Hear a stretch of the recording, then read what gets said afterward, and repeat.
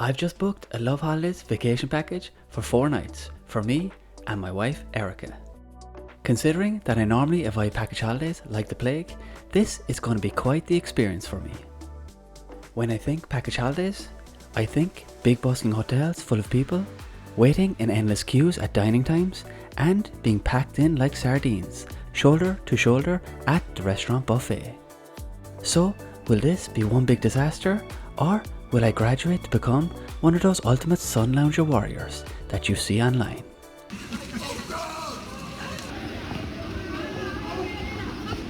Time to find out. Let's head on a wander. Shall we?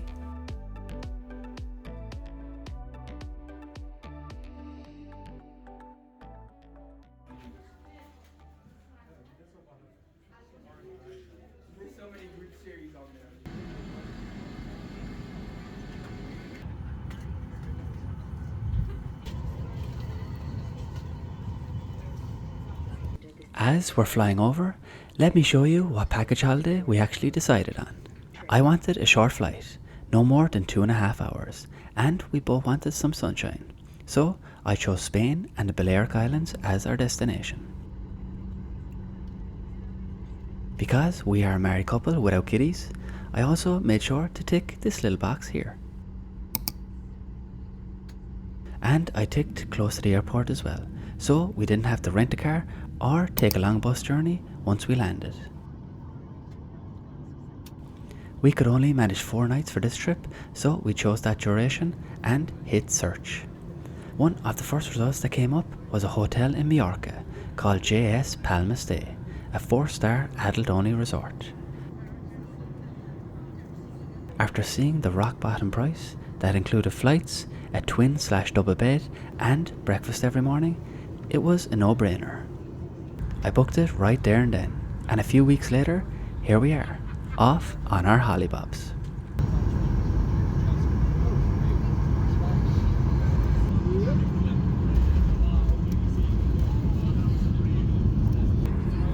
Is approaching 8:15, please.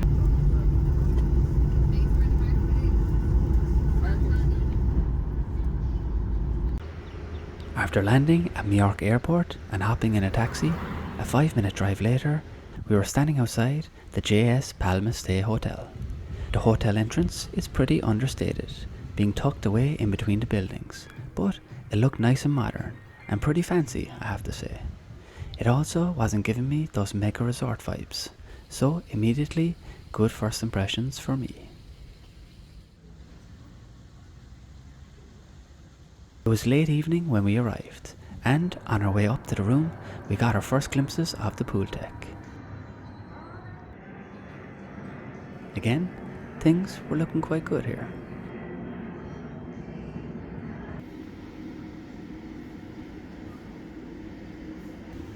Taking the elevator to the 4th floor and walking down the modern corridors, we found room 419, our refuge for the next 3 full days. Again, the room didn't do anything to dampen our positive first impressions. Very clean, nice and bright, and it included a mini fridge as well, which we always make use of and find so handy.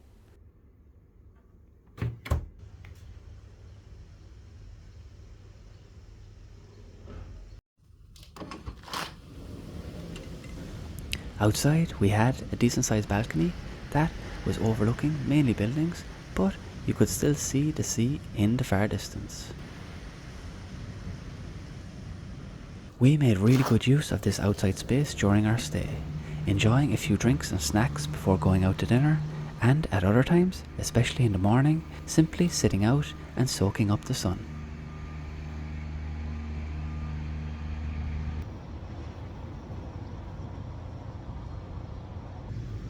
It was off-peak when we stayed, so a lot of the neighbouring balconies were empty, most of the time when we were out here as well. There was hardly any noise, and it was a really peaceful place to just chill out for some time. Going inside the room again, the bathroom was a good size, and the large walk-in shower was great. It had good shower pressure, and we never had any issues with running out of hot water.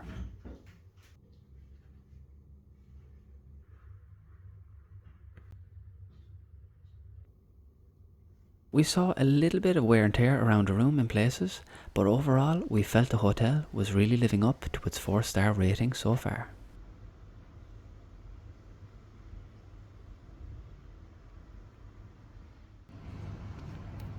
This 4-night stay with return flights and breakfast included cost us a total of €658.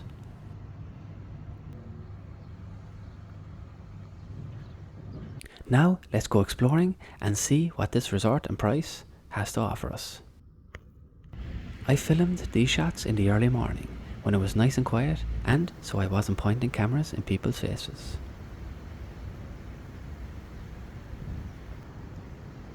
This is the main pool deck in the resort, consisting of a main pool with a swim-up pool bar.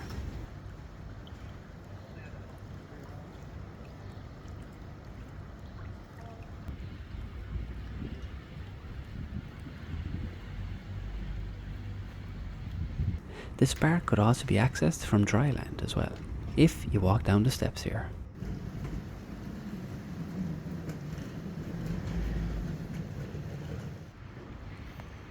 There was also a second large pool just off to the side of the main one, and both were never really packed during our stay. We enjoyed many a relaxing swim whenever we wanted.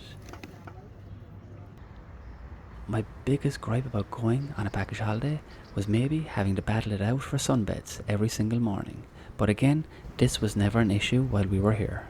The main pool deck did get busy after breakfast, but we could always find 2 sunbeds together and even have empty loungers beside us as well.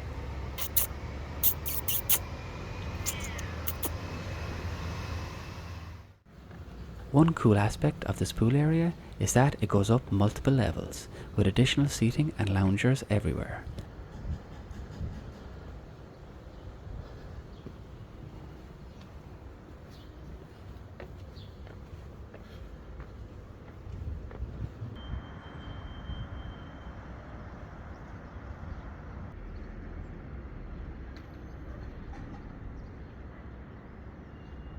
We often walked up to the top floor, and while the massive hot tub was not in use during our stay, the sun loungers that were up here were really comfortable. And you could get some really nice views down to the sea as well.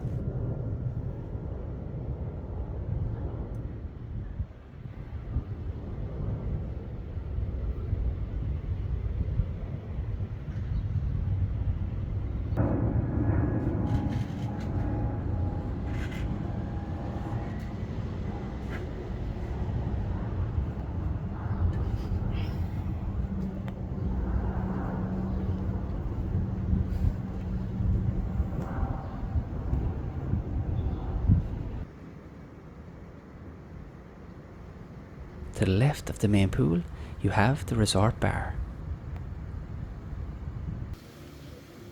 This included a large exterior covered terrace by the pool, and also a huge interior lounge with tons of seating. We enjoyed coffee here during the day, and in the evenings we would find ourselves here quite often, sipping on an alcoholic beverage.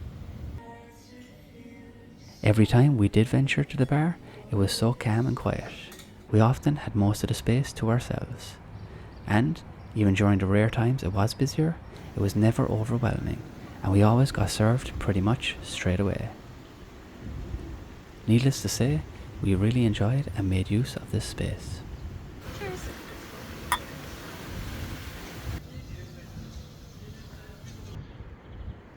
The resort's accommodation was split into 2 main buildings or towers, with the pool deck in the middle.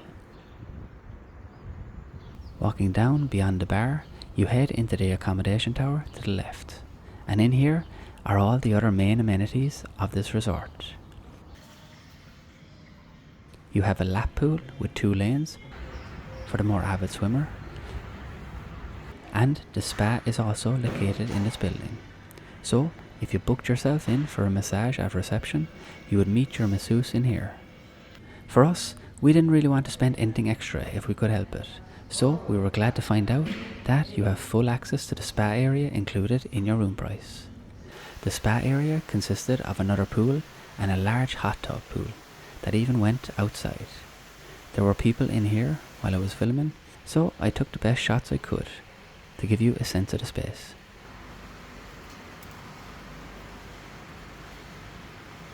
We only ventured in here once ourselves, but the short time we did have was lovely. I made use of the steam room, and Erica would have made use of the sauna, but it looked to either be turned off or out of action because it was cold in there.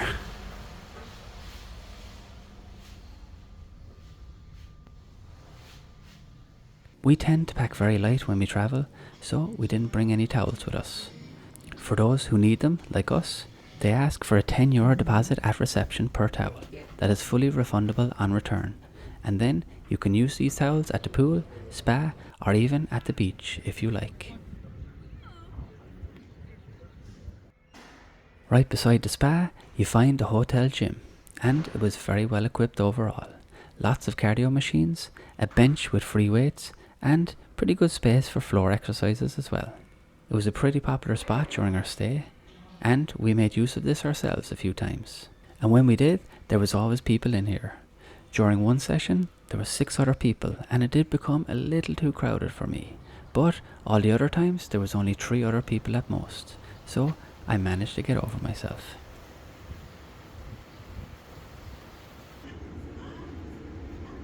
Now let's talk about the buffet breakfast. Like I thought, there was a queue of people waiting every morning for it to open. But after the first morning dodging over eager diners, rushing to get their food, the next 3 mornings we just arrived down there 5 minutes after the dining room opened, and it was a much more relaxing experience. I have to say too, the variety of the buffet breakfast was brilliant. I was very surprised at just how good it was. I have a few shots here showing you all the different options available.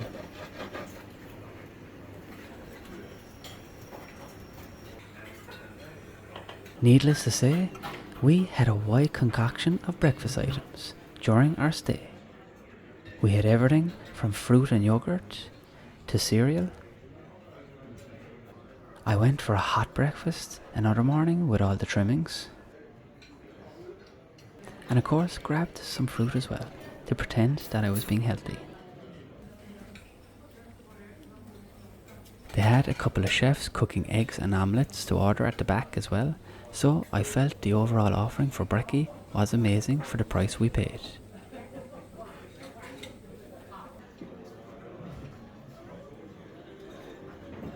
Talking about coffee, they had 3 automated machines where you could choose what coffee you wanted. My choice was usually the cafe con leche. Erica normally picked up 1 big pot of coffee that were piled up on a table as she came in. They also had 3 juice machines where you could get a load of fruit juices in tiny little glasses.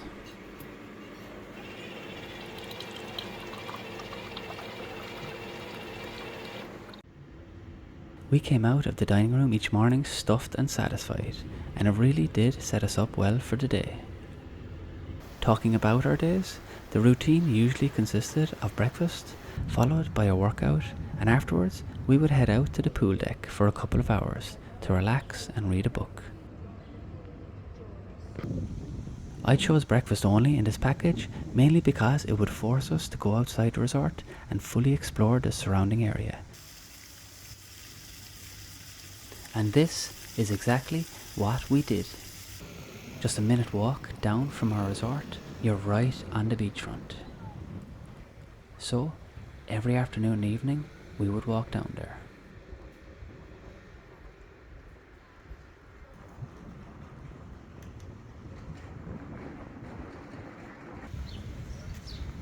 The seaside promenade here in Can Pastilla in Mallorca stretches on for miles into the distance, guiding you from one sandy beach to the next. And along this stretch there was too many cafes and restaurants to count.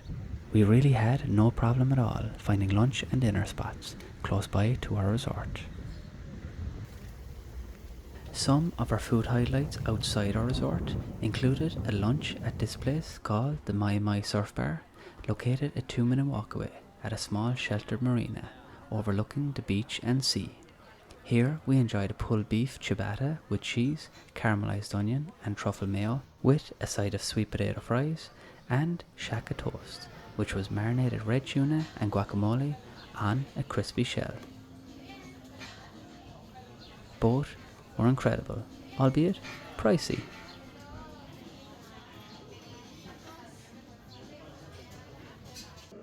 On another day, we shared this humongous flatbread at a nice Italian right on the promenade by the main beach.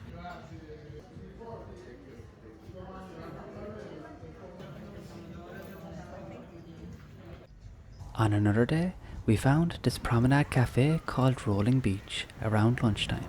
So we went inside and grabbed a seat at this funky little joint. We decided to go all out and be very bold, ordering the Ferrero volcano pancakes with banana. A short while later, a large stack of pancakes soon arrived. And then it was showtime.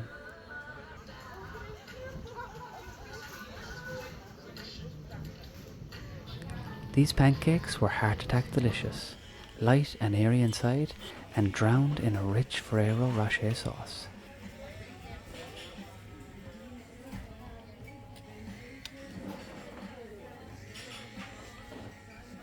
There was absolutely no need at all for me to get this other crap filled with ham, cheese and egg, but we made a good stab at everything anyway, and then literally rolled out the door afterwards.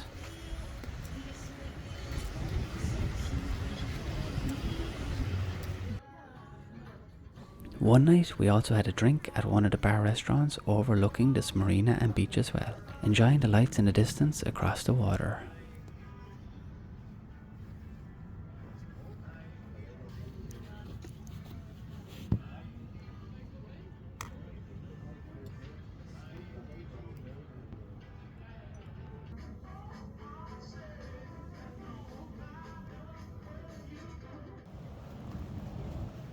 Overall, we would have definitely saved even more if we had gone all-inclusive, but we can never pass up trying lots of the local spots, so the breakfast only holiday package really suited us and we had no regrets.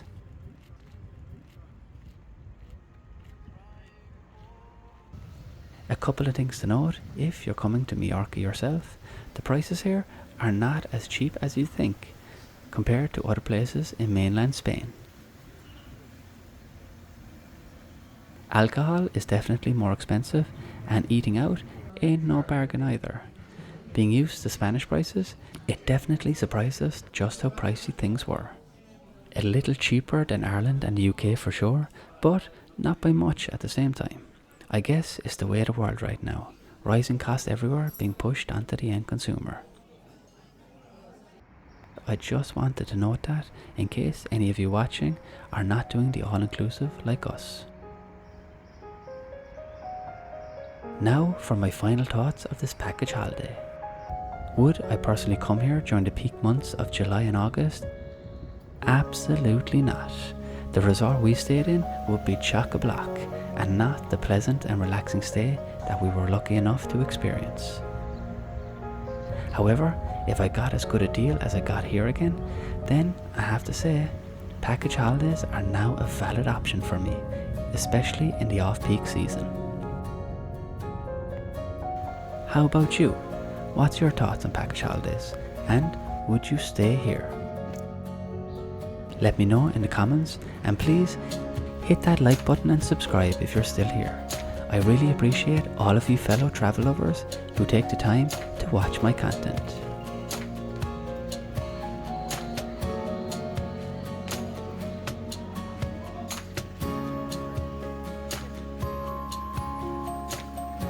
That's all for now, folks. I'll catch you all on my next wander.